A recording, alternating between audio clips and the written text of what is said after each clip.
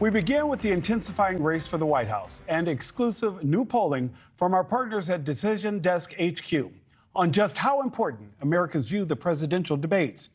That new DDHQ polling showing the vast majority of people plan to watch the upcoming debate with leading candidates President Joe Biden and former President Donald Trump. But that same poll found Americans also believe third-party or independent candidates should be given the opportunity to also take the stage. That could include Robert F. Kennedy Jr., who is currently fighting for a spot at the lectern. Correspondent Alina Shirazi is live in Washington. Alina, some interesting numbers out of this polling, a lot to break down.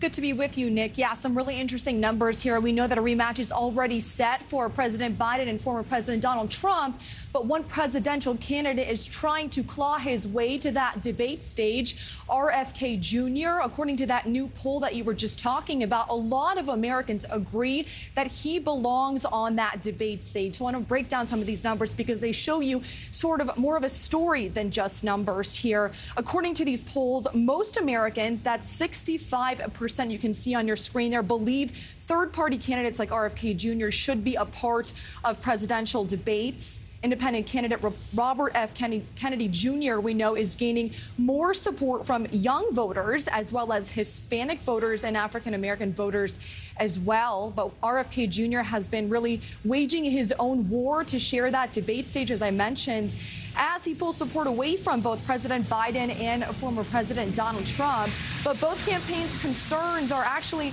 Kennedy's potential to win in some of these key battleground states where we know every margin counts. We saw Trump attacking Kennedy on Truth Social many times as of late, saying he just doesn't have the numbers. He even refused to acknowledge him at the Libertarian National Convention. He refused to debate him there after RFK Jr. requested for him to share the debate stage with him. We know that, of course, the clock is ticking until that deadline to qualify for June 27th. That debate is just around the corner, and RFK Jr. says he's confident that he can still meet those requirements. A CNN spokesperson we reached out to tells us from their side, as an independent candidate under applicable laws, RFK Jr. does not qualify. The mere application for ballot access does not guarantee that he will appear on the ballot in any state.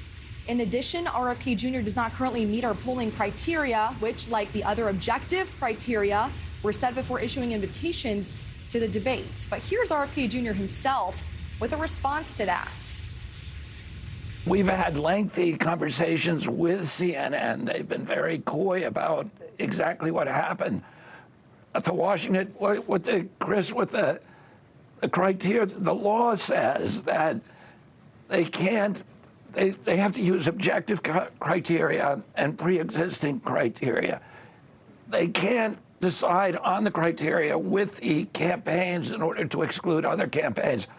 Otherwise, it's an illegal campaign contribution.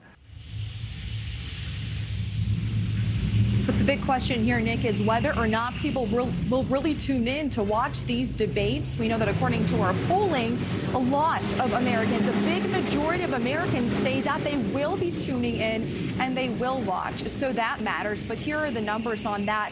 78% of voters plan to tune in.